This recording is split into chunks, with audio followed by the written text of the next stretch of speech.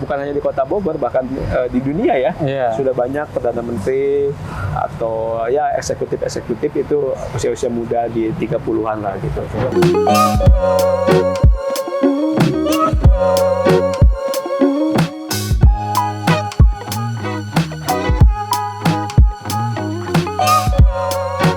Berjumpa bersama kami adalah program Bogor Hari Ini.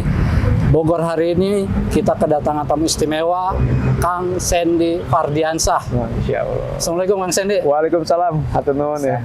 Kang Andi, hatur nuhun. Ini ada Kang Andi juga. Ini teman saya, kalau nggak ada beliau, waduh, nggak mantap kayaknya. Di podcast kalau gitu. Kang Sandy, minal aidin wal faizin. Minal aidin wal faizin. Tribuners, Kang Sandy, nama lengkapnya adalah Kang Sandy Fardiansah. Beliau orang asli Bogor loh, lahir di Kampung Bojong Neros ya? Bojong Neros, Paledang, Kota Bogor, dan usianya masih muda sama kayak saya. Berapa tuh? Tanggalnya 24 September 1988. 88. Berapa sih usianya? Tahun ini insya Allah 36 tahun. Tuh, sama dah. Mirip kan? 36. Sukses. Amin, amin. Tribuners, bagi yang sering ke Kota Bogor, pasti Anda sering lihat baliho-baliho tuh. Ada Kang Sandy lagi tersenyum. Ada tulisan Bogor Happy kan? Ya. Jadi Bogor terus selalu happy ya kan? Happy masyarakatnya. Dan yang perlu Tribuners tahu adalah beliau ini ajudan Ibu Iriana. Betul ya? Sespri. Ya, Sespri. Ya. Ibu Iriana Jokowi. Dan sekarang masih? Masih. Masih. Jadi udahlah, kita tahu siapa beliau. Kita bro, langsung kita Langsung kita tanya. Ini. Kang Sandy, ini kok lagi rame pilkada, Kang Sandy belum terdengar namanya, ujuk-ujuk kok tampil ingin meramaikan atau mungkin ingin membangun Kota Bogor gitu. Itu apa? Yang pertama sebenarnya ya sebagai orang Bogor, pemuda asli Bogor yang kebetulan 15 tahun ini kebanyakan berkarir di pusat ya. Dan 10 tahun terakhir di istana, tentu kita punya keinginan untuk mengabdi kepada kota sendiri. Ya. Nah, tapi bayangan saya ketika itu juga memang momentumnya mungkin bukan sekarang waktu itu. Oh gitu. Tapi karena pandemi, banyak WFH, nah rupanya ada teman-teman, ada tokoh-tokoh, ada masyarakat yang mendorong saya untuk maju. Oke. Awalnya sih pertimbangan teman-teman itu sederhana. Ini Pak Bima sudah selesai 2 periode. Dan dulu ketika Pak Bima memulai, itu kan masih muda ya, usia 40-an awal ya kan gitu. Jadi why not gitu, kenapa kita nggak mendorong anak muda lagi nih di Kota Bogor. Sesimpel itu sebenarnya. Dan saya tidak mengiyakan itu 2020. Gitu. Saya tidak mengiyakan, baru ketika 2022 kok teman-teman dukungannya luar biasa, bahkan membentuk di grup, walaupun cuma di grup WA ya, relawan Kang Sandy. Saya bilang, ini kok udah ada relawan, saya aja belum rela kan gitu. Udah ada relawan. Iya, udah relawan aja gitu. Akhirnya saya bilang kasih waktu istiqoroh, saya bilang alhamdulillah akhirnya di Desember 2022 bismillah saya bilang kita coba ikhtiar seperti apa untuk menuju calon wali kota dan menjadi wali kota tentunya gitu kan. Nah, maka dari situ kita banyak diskusi, karena saya juga bukan dari partai politik, masih bingung nih harus ngapain gitu kan. Mau jadi wali kota tuh harus ngapain sih gitu kan. Harus ngerjain apa sih? Nah, akhirnya ya udah masukan dari tokoh-tokoh, dari teman-teman, kita buat paguyuban dulu dengan nama Kawani Bogor. Kawani Bogor. Jadi kurang lebih sudah setahun lebih kami bergerak melalui Kawani Bogor. Fokus kita memang di kegiatan sosial dan pemberdayaan masyarakat. Nah, alhamdulillah perlahan namanya mulai dikenal. Kemudian juga kita bantu tentunya dengan pemasangan baliho, billboard, stiker dan lain sebagainya. Itu sebagai pengenalan atau sosialisasi ke masyarakat. Kandi gimana? Cukup menarik bahasannya Kang Sandy ya. Terus gini Kang Sandy bukan orang partai, orang profesional. Nggak takut dikerjain sama orang partai? Ya, saya masih belajar sih ya. Saya juga masih belajar. Acau lo nanya lo. Parah lo. Soalnya gini bro, ya ini kita fair aja. Okay. Ini fakta politik, orang profesional biasanya ada mohon maaf, ya banyak dikerjain lah, ya inilah itulah marda segala macamnya. Maksud saya, gua tanya ke Kang Sandy, masih muda, ya, keren juga orangnya kan, terus beliau di mana-mana, sanggup nggak dikerjain sama senior partai itu di partai gitu? Iya, jawabannya agak filosofis dan agamis sih. Saya dari awal pertama saya sampaikan juga ke teman-teman, kita tuh bertawakal dari awal. Ketika ada niat kita sudah tawakal. Jadi kalau di akhir kita baru berserah diri kan namanya pasrah ya. Oh iya benar. Nggak ada pilihan nih ya kan. Benar. Pasrah. Tapi dari awal kita tawakal bahwa apapun nanti ini prosesnya itu sudah ketentuan Allah gitu, sudah takdir Allah. Nah, muncul kembali tagline-nya Bogor Happy. Nah, kita ingin mengusung atau mewujudkan masyarakat Kota Bogor yang lebih bahagia. Nah, kita kalau dalam prosesnya nggak bahagia, berarti gimana?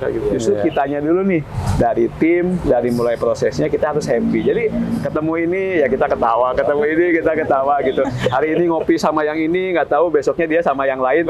Ya itulah dinamika kan gitu. Yang penting ya saya bilang, yang penting apapun itu pastikan kita bahagia, dan kalaupun ada ya katakanlah dalam tanda kutip ya, bukan pengkhianatan sih, lebih kepada mungkin ketidakcocokan akhirnya ke sini ya saya bilang jangan kita yang jadi orang yang jolim gitu. Kalau orang lain ke kita, saya pikir selama tidak menyerang agama saya dan keluarga saya, is okay, saya bilang kita happy aja pokoknya. Tuh, happy aja nih.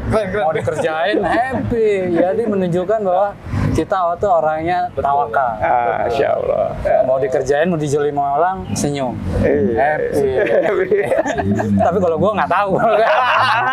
Tim saya juga gitu. Oh gitu ya. Begitu ada ini, orang jangan dia bilang gitu kan. Udahlah, itu biasa lah gitu. Kang Sandy ini Tribuners anak pertama ya? Anak tunggal saya kebetulan. Oh, anak tunggal ya? Anak tunggal. Dan ibunya, orang tuanya asli Kota Bogor ya? Asli bapak ibu, asli Bogor ya kan. Di Bojong Neros itulah. Di kampung Bojong Neros. Jadi bersekolah di Kota Bogor, SD, SMP, SMA di Bogor, dan kuliah di Sandi Negara. Sekolah Tinggi Sandi Negara di Bogor juga, cuman kabupaten. Oh, di Gunung Sindur? Iya, Gunung Sindur, Ciseeng.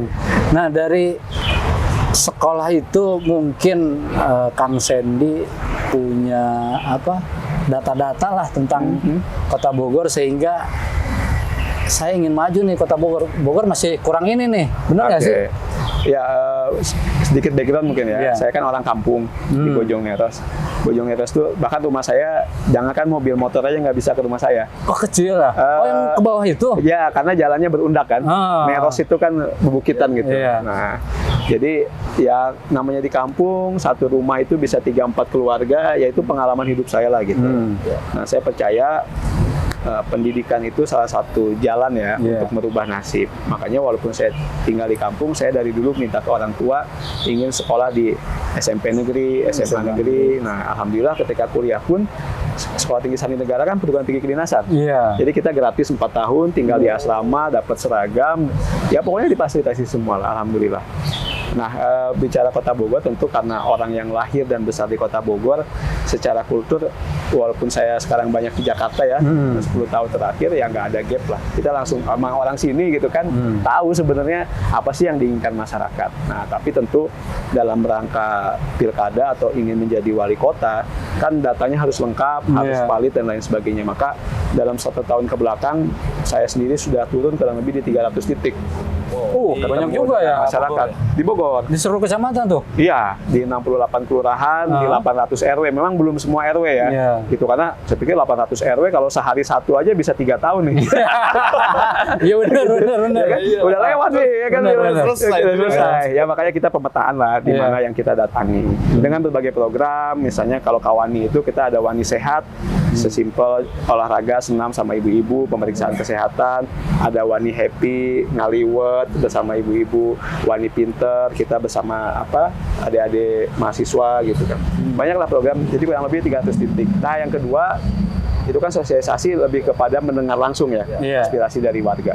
Yang kedua, kita melakukan riset secara akademis di bulan November dan terakhir kemarin di bulan Maret. Itu salah satunya selain meng-capture popularitas, elektabilitas, kita juga ingin tahu nih sebenarnya permasalahan di Kota Bogor nih apa sih? Nah, gitu. Secara garis besar memang nomor satu tetap permasalahan ekonomi.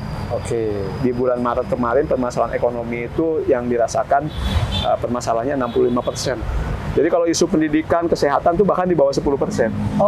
Nah, ekonomi 65%. Lebih besar ekonomi ya? Paling besar. Nah, ketika kita bedah lagi, apa nih 65% di bidang ekonomi? Dua tertingginya memang pertama harga sembako yang tidak stabil atau cenderung tinggi ya. Yang kedua adalah tingkat pengangguran yang tinggi. Ya mungkin kemarin bulan Maret itu karena bulan puasa, harga lagi-lagi ini. Nah, saya kira itu meningkat ya. Jadi insya Allah kalau belanja masalah sih sudah cukup, tapi kita terus turun ke masyarakat karena ada juga masalah-masalah yang sifatnya kewilayahan. Itu dan berbeda biasanya tiap Kang Sandy kan tadi ada dua bidang ya. Lapangan pekerjaan dan kebutuhan pokok ya. Ya, itu yang tercapture di riset kita terakhir. Nah, gambaran dari Bogor Happy disambungkan dengan dua kebutuhan itu gimana? Bogor Happy itu kan secara general kita berbicara kebahagiaan ya. Sebenarnya kan sesuatu yang abstrak. Bisa jadi Pak Andi itu bahagia. Tapi belum tentu kebutuhan pokoknya tercukupi. Pak Andi bahagia kalau lihat Akang susah. Wah, lo kawat lo. Jadi kan berbeda bertolak belakang ya. Ada ya, itu makanya sesuatu yang abstrak sebenarnya. Cuman kita akhirnya melakukan pendekatan. Ada beberapa metode pengukuran kebahagiaan ya, misalnya index of happiness. Nah, di dunia ini misalnya menetapkan bahwa Finlandia menjadi negara yang 7 tahun betul-betul itu negara yang paling bahagia. Nah, ketika kita lihat kenapa sih di Finlandia masyarakatnya bahagia? Nah, ternyata misalnya contoh pendidikannya gratis dan berkualitas.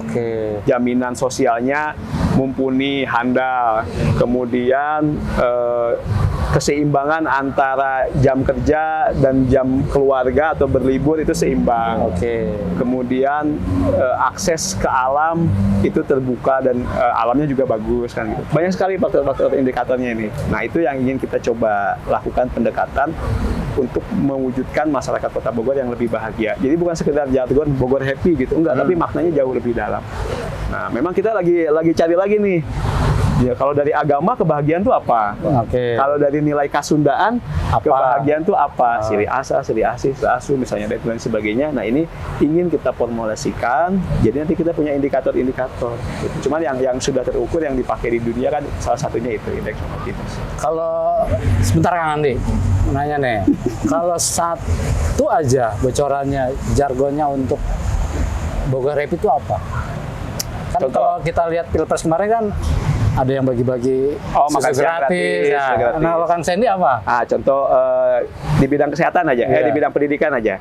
Kita ingin memastikan 5 tahun ke depan ada pembangunan sekolah baru baik SD, SMP, SMA.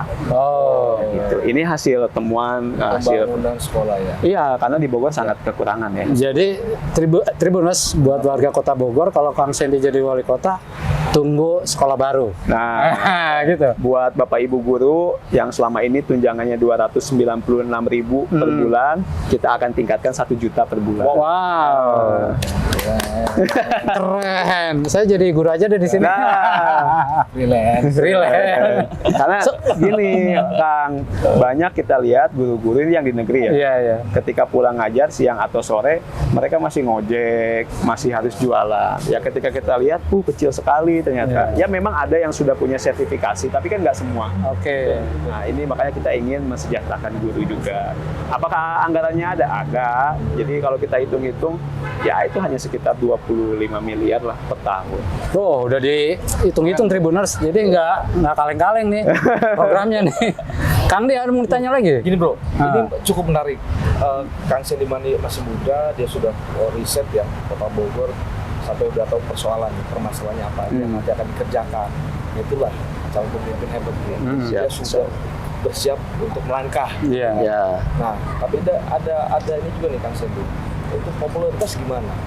Kadang-kadang gini, semua pemimpin-pemimpin yang hebat dalam tanda kutip ya. Iya. Ini otokritik juga nih. Betul. Maksudnya tanda kutip gimana, Bro? Sudah mempersiapkan Otokritik terhadap demokrasi otaknya, berarti ya. Oke lah, oke banget lah, birokrasi dia sudah tata dengan baik. Tapi jangan melotot ke gua dong. Ya, bro, tiba-tiba dari popularitasnya tuh Nggak ngangkat. nggak sesuai dengan ekspektasi, nggak Iya. ngangkat. Ini gimana nih, Iya. Kang Sandy? Ya makanya kita juga selain ya mengisi isi kepala dan pengetahuan, kerja-kerja elektoral juga tetap dilakukan. Yes. Memang hari ini kerjanya ya cuma sosialisasi kan yang bisa kita lakukan. Karena belum pencoblosan, jadi nggak ada pilih saya. Iya. Orang belum ada nomor urut, belum terdaftar gitu kan. Oke. Jadi lebih kepada mengenalkan ya ini sosok Sandy, kira-kira kalau jadi wali kota apa yang akan dilakukan. Nah survei kami terakhir, memang saya masih di 3 besar. Oke. Gitu. Ada 2 nama lagi lah yang di atas saya. Makanya PR-nya sampai dengan Mei, sampai dengan Agustus kita akan coba kalau bisa nomor 1 gitu. Tapi setidaknya kalaupun tidak nomor 1, nomor 2 gapnya itu di bawah 5%. Oke. Elektabilitas Keren ya. Itu udah keren lah, baru udah bisa capai 3 Kang Sandy, ini punten. Kan ada 2 jalur nih, jalur partai dan independen. Nah kalau lewat partai amit-amit nggak ada yang mau, gimana tuh? Oh enggak, saya nggak akan maju. Oh gitu. Tapi insya Allah partai ada yang mau. Jadi mau jadi orang secondnya nggak? Enggak lah. Enggak ya? Karena kita hitung-hitung capeknya sama, Oh gitu. importnya sama kan gitu. Tapi sekali lagi tentu politik sangat dinamis ya. Ya. Makanya hari ini saya berbicara ke tim, ke semua kita F1. Kang Andi cocok dong mau gondrong. Ya sih bisa. Berarti bisa daftar bro. Iya. Di bonus kita tanya yang lebih detail ya. Kang Sandy hobinya apa sih? Saya hobi naik gunung sebenarnya. Oh gitu. Naik gunung dan main bola, main futsal gitu. Hobi itu dari dulu, dari zaman SMP, SMA. Cuma karena sekarang kesibukan jadi jarang-jarang, terakhir naik gunung 2017. Dulu rajin ke Rinjani, Semeru, Kerinci. Kalau kulineran hobi nggak? Kuliner mah kewajiban. Bukan hobi kayaknya ya. Nah, kan salah satu hobi kuliner nih. Menurut Kang Sandy, kuliner di Kota Bogor gimana? Nah gini, jadi kita lihat kalau bicara permasalahan mah segudang aja di Kota Bogor. Kita udah lihat wah. Sekarang potensi. Selain pariwisata kita lihat potensi industri kreatif. Cuman industri kreatif ini kan ada 17 subsektor. Kalau Kota Bogor mau ditonjolkan yang mana? Oke. Nah kita sudah bersepakat dan saya kira masyarakat juga tahu lah kuliner Kota Bogor ini. Karena banyak makanan-makanan khas Kota Bogor. Ya kita bisa bilang Sumedang branding tahu aja udah kayaknya mendunia ya. Iya, benar. Gitu. Nah, Bogor ini mau ngangkat apa? Kita punya laksa, asinan, sotomi, roti unyil, dari talas juga banyak dan lain sebagainya. Apa yang akan kita angkat? Anu yang paling suka naon? Sotomi ya. Soto mie Bogor. Sotomi Bogor. Oh, kenapa? Ada punya kenangan kah? Enggak, kebetulan di rumah saya nih, di dekat rumah saya di Paledang, di Tanjakan Pala tuh belakang Gumati ada sotomi Pak Edi, namanya enak banget. Oh. Jadi saya kalau ada teman-teman dari Jakarta pas ke Bogor mau makan ini sotomi saya ajak ke situ walaupun jalannya curam, tapi puas lah. Kayaknya perlu dicoba tuh. Perlu. Abis ini ya mungkin lah. Siap. Jadi kalau bicara kulineran, mungkin enaknya kayak apa ya? Penataannya itu ya? Ya kita memang harus benchmarking ya ke negara-negara maju. Saya lihat kuliner atau bukan kuliner ya, tapi pedagang itu sudah ditata dengan rapi. Jadi kita ingin dalam bayangan saya itu ada pusat-pusat kuliner baru di Kota Bogor. Selama ini mungkin terfokus di Surya Kencana. Ya kan, Surken ya. Udah orang Jakarta pasti udah tahu juga. Nah, saya ingin di setiap kecamatan itu ada sentra-sentra kuliner baru. Kemudian dalam kalender tahunannya kita buat misalnya festival-festival. Bulan Januari festival toge goreng. Kita kumpulin semua penjual toge goreng. Kan selama ini yang terkenal misalnya Pak Gebro atau siapa ya, harus ada generasi mudanya. Masaknya mau dilempar-lempar. Itu kan gimmick ya maksudnya. Betul. Promosinya kita harus kencang. Saya kira bukan hanya di Indonesia misalnya, tapi di dunia juga harus kita mulai iklankan. Nah, pengalaman saya di luar negeri kan kalau dari Asia Tenggara, Thai food itu terkenal banget. Terus Vietnam noodles itu terkenal banget. Juga masakan Melayunya malah Malaysia yang terkenal. Nah, saya kira ini juga bagian dari promosi kuliner Indonesia. Ya, Kota Bogor bisa mengambil bagian itu. Oke. Hari kulineran jeung keluarga hari apa aja? Rutin minimal seminggu sekali.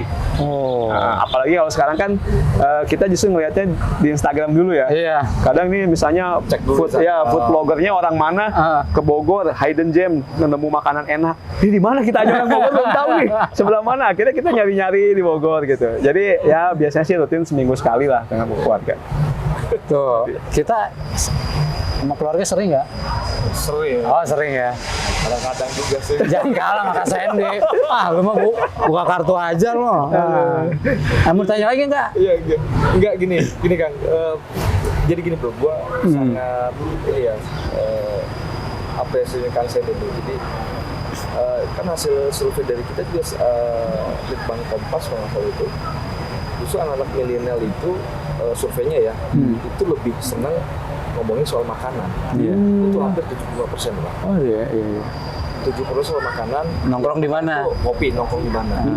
Dia orang sekarang milenial itu. Jadi dia punya duit 100.000. Dia lebih seneng nongkrong tuh. Iya. Saving. Iya, betul itu. Itu Lintan dari Litbang survei. Kompas. Wah. Saya bilang ketika Kang Sandy sudah itu, berarti udah tahu duluan dong. Iya. Soalnya kita mau ini juga, mau kita kasih bisikin ya. Program menikah, kita udah Iya. juga kan. Artinya udah cocok. Cocok ya? Tinggal rezekinya aja nanti. Iya, insya Allah. Terus satu lagi gue mau nanya bro, Kang Sandy, emang sudah waktunya nih anak muda memimpin Kota Bogor? Saya kira demikian ya. Oh iya. Iya. Semangatnya ya, bukan hanya di Kota Bogor, bahkan di dunia ya. Iya. Sudah banyak Perdana Menteri atau ya eksekutif itu usia-usia muda di 30-an lah gitu. Berarti lu gak ada kesempatan. Jangan salah lo, sama. lanjut Tapi kan? kayaknya cocok ini penasihat spiritual. Aduh. Itu tetap harus ada penasihat Iya, spiritual. siap. Iya. Lanjut Kang, lanjut. Iya, tadi berbicara kuliner yang menarik ya. Yes. Jadi kita ini memang Kota Bogor utamanya dihadapkan pada potensi yang tidak ada. Gitu. Kadang orang mungkin ingin melakukan ini itu, satu kembali kepada APBD, jumlah anggaran berapa. Iya.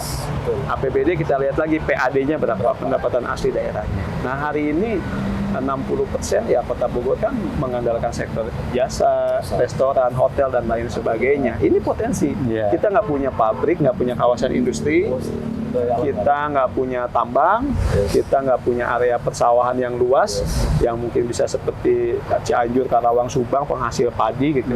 Nah, potensinya justru ada di pariwisata, industri kreatif, di jasa, di orang.